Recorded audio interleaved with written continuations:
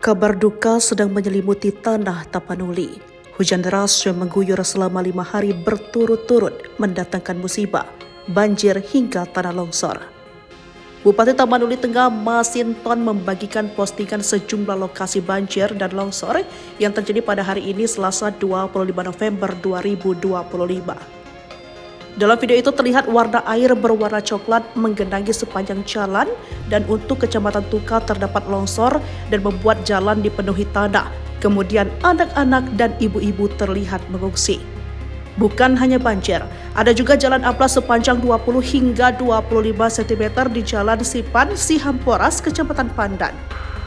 Dikatakannya, akibat kejadian ini terdapat 4 korban jiwa yang meninggal, serta ribuan rumah terendam banjir.